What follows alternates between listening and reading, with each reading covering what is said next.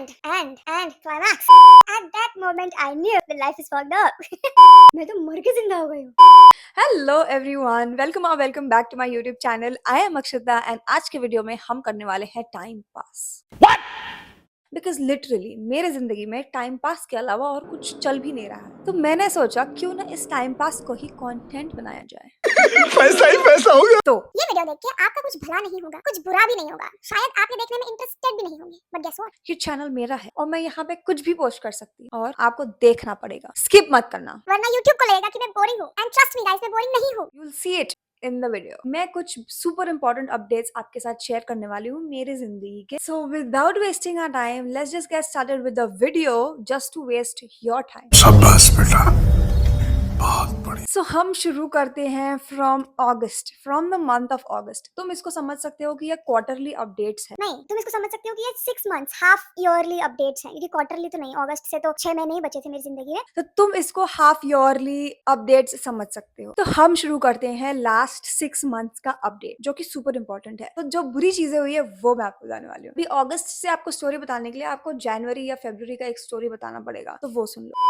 फरवरी में मेरे सारे घर वाले मेरे साथ बैठे हुए थे इन अ लिविंग रूम मुझे ये समझाने के लिए कि बेटा तुम शादी कर लो. और मैं उनको ये समझा रही थी कि पापा मुझे घूमना है. व्हाट इफ अगर मेरा पति अच्छा ना निकले और मैंने उससे शादी करने के बाद वो मुझे घुमाने फिराने पैसे उड़ाने ना लेके जाए तो मैं क्या करूंगी. बहुत ही रोना धोना करने के बाद मेरे घर वालों ने मुझे परमिशन दिया कि 1 साल. मैंने उनको 1 साल बोला.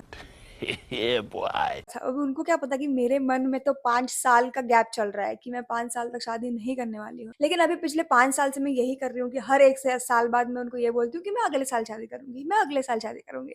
तो सेम आइडिया मैंने फिर ये साल यूज किया और मैंने जनवरी में बोला कि पापा देखो मुझे घूमना फिरना है, मैं 1 साल पूरा लूंगी एंड अगले जनवरी से आप मेरा रिश्ता देखना चालू करो. अरे झूठ बोल रहा है, ये झूठ बोल रहा है. ओके सो तो जैसे ही हमारा ये डिस्कशन हुआ उसके तुरंत 10 दिन बाद मैंने गोवा का ट्रिप प्लान किया क्योंकि मेरे को उनको दिखाना था कि मैं घूमने जा रही हूँ. अभी तक आपने मुझे घूमने नहीं दिया लेकिन अभी आपका परमिशन मिला है तो आपको बता के मैं गोवा जाऊंगी. तो गोवा का प्लान हो गया. गोवा गए, गोवा घूम के सब कुछ आ गए. फिर गोवा से आने के बाद बहुत मस्त वाला खर्चा हुआ था गोवा का. तो मैंने सोचा अभी हम 3-4 महीने पैसे सेव करते हैं and then starting from August every alternate month में घूमने जाऊंगी. This was my plan. So smart I am. इसमें मैंने ये सोचा ही नहीं कि भगवान जी भी मेरे साथ कुछ कलेश कर सकते हैं, राइट. वो मैंने कुछ नहीं सोचा था क्योंकि मैं सब कुछ पॉजिटिव ही सोचती हूँ. सो आई थॉट कि सब कुछ मेरे हिसाब से ही होगा. हु द हेल इज भगवान जी टू रूइन माय प्लान. तो इसीलिए मैंने टिल द मंथ ऑफ अगस्त बहुत सारा पैसा सेव किया, चिंदी भर, जो मुझे मेरी सैलरी से आ रहा था. तो मैंने वो सेव किया and in the month of August I plan a trip to Pondicherry. अभी पौंडीचेरी का ट्रिप मैंने प्लान किया लेकिन मैंने टिकट्स बुक नहीं करी थी सिर्फ इसी चीज के लिए कि भाई ऐसा नहीं होना चाहिए कि लास्ट मोमेंट पे जाके कुछ तो गेम हो जाए और फिर फ्लाइट कैंसिल करने का पूरा लफड़ा हो जाए. तो इसीलिए मैंने सोचा कि जैसे ही गणपति विसर्जन हो जाएंगे I will book my flights and उसके 1 हफ्ते बाद मेरा ट्रिप प्लान था फॉर पौंडीचेरी. लेकिन यहाँ आता है बहुत बड़ा ट्विस्ट. यहाँ से मेरी जिंदगी में कलेश चालू है. कलेश नहीं बोलना चाहिए. मेरी मम्मी बोलती है कि कभी भी ऐसा नहीं बोलना चाहिए कि हमारी जिंदगी में बुरा कुछ चल रहा है. तो पिछले 4 महीने से मेरी जिंदगी इतनी खुशहाल चल रही है. मैं जानता हूँ आपको कितनी दिक्कतें आई है. तो उसका जो शुरुआत वाला चैप्टर था वो आपको बता दूं. तो गणपति विसर्जन में इसके पहले भी बहुत बार जा चुकी हूँ, लाइक 2 टाइम्स. मैं यूपीएससी का प्रिपरेशन करती थी, अगर आपको नहीं पता है तो यूपीएससी का प्रिपरेशन में चाणक्य मंडल में जब करती थी तब हमारा वॉलंटियरिंग का काम रहता था. तो 2 साल मैंने वो किया है. तो 2 साल जब भी विसर्जन मिरवणूक रहती थी तो I use to go there crowd management वगैरह के लिए. तो मैं ऑलरेडी 2 बार मैंने देखा हुआ है विसर्जन मिरवणूक. लेकिन इस साल मेरे अंदर चुल बहुत ज्यादा थी. तो मैंने सोचा कि किसी दोस्त को लेके हम विसर्जन मिरवणूक में चले जाते हैं. हम लोग विसर्जन मिरवणूक में गए. बहुत ही अच्छा हमारा दर्शन हुआ. पहले तो हम 4 लोग जाने वाले थे जिसमें से 2 लोगों ने हमको डिच किया. तो बचे सिर्फ मैं और मेरा एक दोस्त जिसको रत्ती भर इंटरेस्ट नहीं रहता है किसी चीज में. लेकिन बहुत ही जबरदस्ती से मैं उसको खींच के लेके गई वहां पे एंड उसको बोला कि भाई तूने एक बार भी विसर्जन मिरवणूक नहीं देखा है, क्या फायदा तेरा पुणे में रह के, एक बार तो देखना ही पड़ेगा तेरे को. ऐसा बोल के मैं उसको वहां पे लेके गई. बहुत अच्छा हमारा दर्शन हुआ. शुरुआत के आधे घंटे में ही हमको डगडू शेठ का दर्शन हो गए थे इन द विसर्जन मिरवणूक. लेकिन फिर भी मेरे अंदर और चुल थी कि मैं एंड तक अलका चौक वाला जो चौक होता है वहां तक मेरे को जाना ही है कुछ भी करके, क्योंकि मुझे स्टोरी डालनी थी. Things a content creator do for content. तो हम एंड तक गए, वहाँ पहुँचते-पहुँचते हमको 9 साढ़े 9 हो गए, सब कुछ हमारा अच्छे से हो गया। आते-आते हम एकदम फुल स्वैग में वापस चल-चल के आ रहे थे। मैं इतना फ़ास्ट चल रही थी क्योंकि मेरे पापा को 9 बजे फ़ोन आया था और मैंने उनको ऑलरेडी बता के रखा हुआ था कि मैं विसर्जन मिरवनुक में हूँ, लेकिन मैंने ये भी बोला था कि मैं 10 बजे तक घर पे पहुँच जाऊँगी और 10 बजे मैं विसर्जन मिरवनुक के अलका चौक में थी, जहाँ से मुझे बाहर निकलने में 2 घंटे लग जाते क्योंकि भीड़ ही इतनी ज़्यादा थी। तो मैं इतना फ़ास्ट चल रही हूँ, हमको इतना नेक्स्ट लेवल भूख लगा है, हमने वड़ा पाव खाया, हम जा इतना फ़ास्ट मैं मेरे दोस्त का हाथ ऐसा पीछे पकड़ के उसको खींच-खींच के लेके जा रही थी, इतना फ़ास्ट में एंड एंड एंड क्लाइमैक्स अचानक से मेरा पैर सामने वाले के शूज़ पे लगा। अभी मेरा जो पैर का अंगूठे का नाखून है, वो उसके शूज़ में अटक के निकल गया, पूरा निकल गया। मैंने ऐसा नीचे देखा, मुझे खून दिखा and at that moment I knew the life is fucked up. मुझे पता था कि अभी मैं चक्कर आके गिरने वाली हूँ क्योंकि जब मैं 12th में थी मेरा अगर खून निकालते भी हैं तो भी मेरे को चक्कर आ जाती है। तो वो देख के मैंने मेरे सिर्फ दोस्त को 2 बार बोला रोहन, रोहन खून, रोहन खून ऐसा बोल के तो मैं चक्कर आके गिर भी गई थी। मेरे को कोई अता पता नहीं था कि मेरी ज़िंदगी के साथ क्या चल रहा है। उसके 45 सेकंड्स लेटर कट टू मेरे सामने इतने सारे लोग खड़े हुए हैं। सब मेरे ऊपर पानी मार रहे हैं कुछ-कुछ लोग और सब बोल रहे हैं कि अरे पानी मारा और मैं नीचे ऐसा उसके कंधे पे हूँ एंड इतने सारे लोग मेरे सामने मुझे देख रहे हैं। मुझे अचानक याद आया यार मैं तो मर के जिंदा हो गई हूँ। इतना खतरनाक सीन था एंड वो नाखून मेरा पूरा निकल चुका था उसके शूज में अटक के। तो एक आंटी थी उन्होंने उनको हैंकरचिफ दिया। मैं इतना जोर-जोर से चीख रही थी, चिल्ला रही थी लेकिन फिर भी 4 लोगों ने मेरे हाथ पकड़े हुए थे और 2 लोग मेरे अंगूठे और नाखून को बाँध रहे थे उस रुमाल के साथ। अभी भी वो सीन याद करके आँख पे काँटे आते हैं। वो जो 2 लड़कियाँ थी मैंने उनको इतनी बार थैंक यू बोला है क्योंकि इतना भीड़ में वो आगे तक आई थी और ये इंसिडेंट हुआ हमारे गाड़ी से सिर्फ आधा किलोमीटर दूर। मतलब और 5 मिनट में मैं अपने गाड़ी के पास होती जहाँ हमने टू व्हीलर पार्क किया हुआ था। लेकिन भगवान जी को हजम नहीं हुआ और वो शायद मुझे कुछ सबक सिखाना चाहते थे और ये इंसिडेंट हुआ। फिर क्या, फिर वो 2 लड़कियों ने मुझे ऐसा ऐसे सबको साइड हो जाओ, पैर में लगा ऐसे ऐसे कर करके हम लोग पूरा रास्ता उल्टा चल गए क्योंकि सारी भीड़ इस तरफ जा रही थी और हमको उल्टा जाना था और हम थे सिर्फ 2 लोग, मैं और मेरा दोस्त और वो 2 लड़कियां जो सब लोगों को साइड साइड कर रही थी और ये बेचारा मेरे को उठा उठा के लेके जा रहा था। उसके बाद हम लोग एक शटर तक पहुंचे, मतलब एक दुकान तक पहुंचे कि जहां से रोड क्रॉस करना वाज इम्पॉसिबल क्योंकि वहां से गणपति जा रहे थे। लाइक इट वाज अ चौक, हमको इस वाले रास्ते से उस वाले रास्ते पे जाना था लेकिन बीच में से यहाँ से सारे गणपति का मिरवणुक जा रहा था। तो अगर मेरे पैर को नहीं लगा होता तो कोई भी वहां से जा सकता, मतलब मैं भी जा सकती थी। लेकिन क्योंकि मेरे पैर को लगा हुआ है तो कोई भी किसी भी टाइम उस पैर के ऊपर पैर दे सकता है क्योंकि भीड़ ही इतना है, किसी का ध्यान नहीं है नीचे तुम्हारा क्या चल रहा है क्या नहीं चल रहा है। फॉर एग्जाम्पल हमारे साथ ग्रुप ऑफ फ्रेंड्स होता like 7 to 8 people, may be शायद उन्होंने सर्कल बना के मुझे लेके गए होते लेकिन क्योंकि अभी वो 2 लड़कियां भी बेचारी थी विसर्जन मिरवणुक के लिए आई थी तो उन्होंने हमको शटर तक छोड़ा। उन्होंने हमको पूछा कि क्या हम रुके, हमको कहीं लेके जाए। हमने बोला कि नहीं नहीं नहीं आप जाओ, हम यहाँ से चले जाएंगे। हमको क्या पता था कि वहां पे इतनी ज्यादा भीड़ हो जाएगी बाद में। हम वहां पे रात में 3:30 बजे तक बैठे हुए थे, रात में 3:30 बजे तक, जब तक सारे गणपति वहां से चले नहीं गए, सारे लोग सारी भीड़ जब तक वहां से कम नहीं हो गई तब तक हमको वहां से नहीं जाते आया। और हर आधे घंटे में बेचारा बेचारा मेरा दोस्त जा जाके देख रहा था भीड़ कम हुई कि नहीं, वापस आके बोल रहा था नहीं हुई यार, मैं तो जा सकता हूँ लेकिन तू नहीं जा सकती है। कोई ऑप्शन नहीं था हमारे पास। और जब हम वहां पे बैठे हुए थे लाइक आधे घंटे बाद 10:30 11 के आसपास, 11:30 के आसपास, तो वहां पे एक फैमिली थी जिन्होंने देखा मुझे कि मैं रो रही हूँ। तो वो आंटी ने जो रुमाल बांधा हुआ था वो पूरा निकाला वापस और बोला कि नहीं बेटा इन्फेक्शन हो जाएगा, ये हो जाएगा, वो हो जाएगा, उसके ऊपर हल्दी डालने दो। हमारे बाजू में एक वड़ा पाव के स्टॉल था, वो आंटी उनके पास गए, उनसे उन्होंने हल्दी लेके आई, उन्होंने वो रुमाल हटाया, पूरा हल्दी मेरे अंगूठे पे डाला और फिर से वो रुमाल बांधा। हाय राम!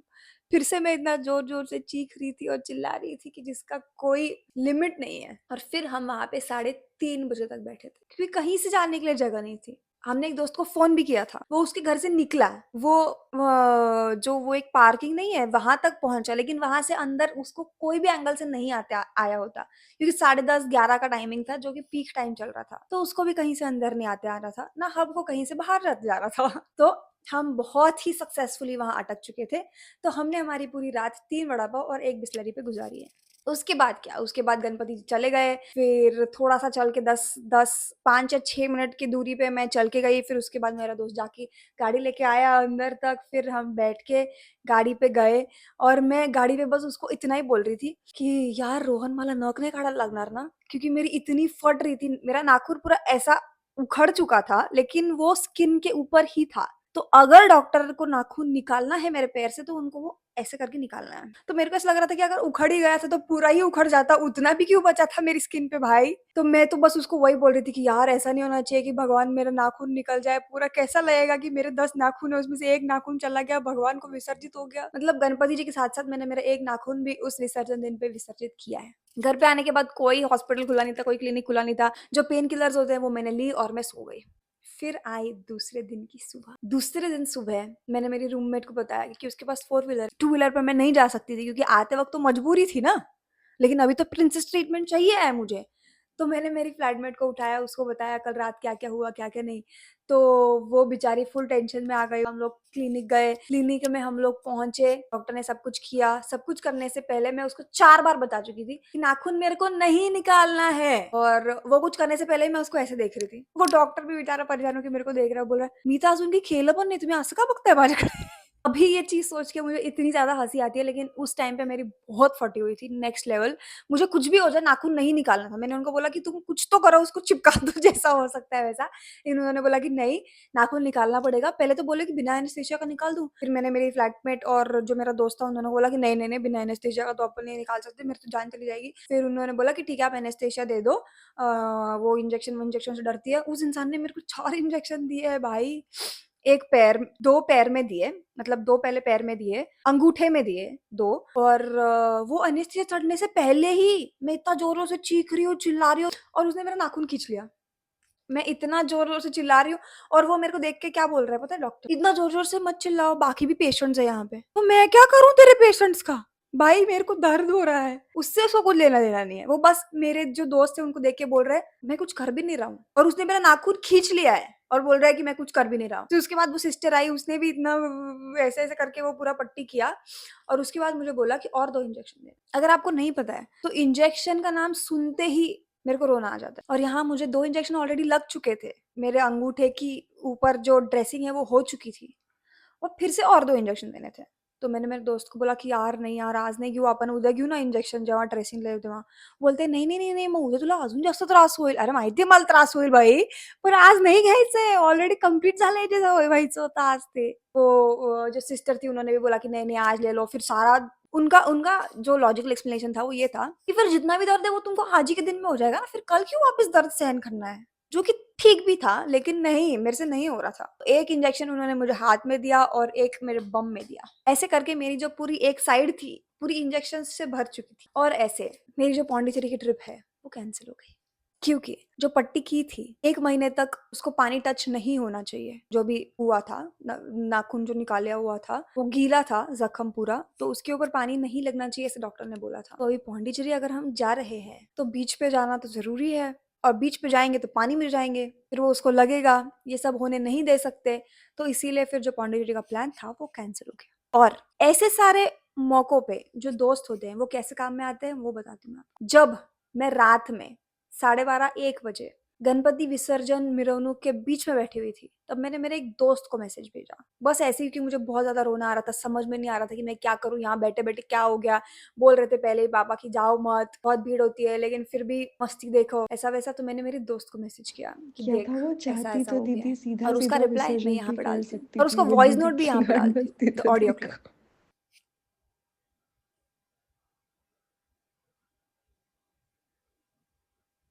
कमेंट्स में मुझे भर-भर के गालियाँ चाहिए उसके लिए। अगर आप मेरे से प्यार करते हो कंट्रोल।